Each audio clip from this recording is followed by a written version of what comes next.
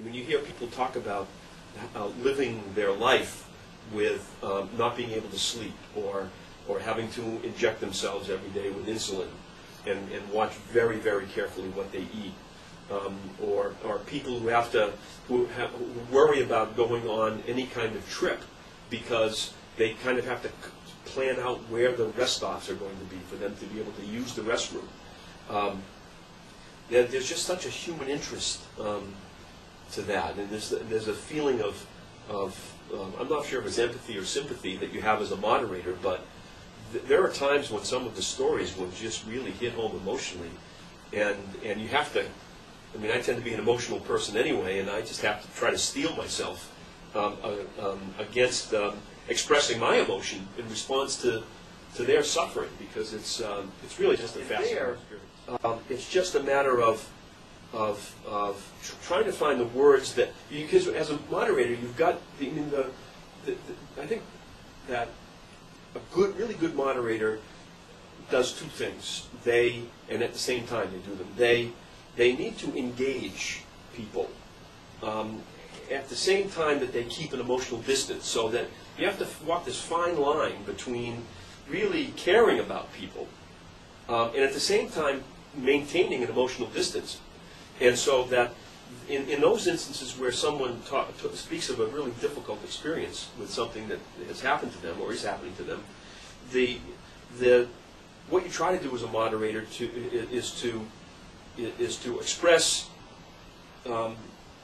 sympathy for, or set recognition and sympathy for what they're telling you, at the same time that you don't lose the sight of the fact that you've got a job to do, and that despite your feelings for that person's situation, that you've got to step out of that and make sure that you remain emotionally distant in order to be able to do the job that you need to do. But there have been times when people have told very tearful stories about having had a loved one who died from something, and they've been emotionally overcome in groups. And there, all you can do is to stand up, walk around, put a hand on their shoulder, or say something, because you've got these other people in this group that need something to be done. And so that as a moderator, you've got to take some kind of action, but at the same time, then you've got to suddenly get quickly past that and get back to the issues at hand. So, I mean, unfortunately, that doesn't happen a lot. But when it does happen, it's just something you've got to deal with. And frankly, it's part of also what makes the moderating experience the kind of experience that it is, because you find yourself dealing with these genuinely authentic,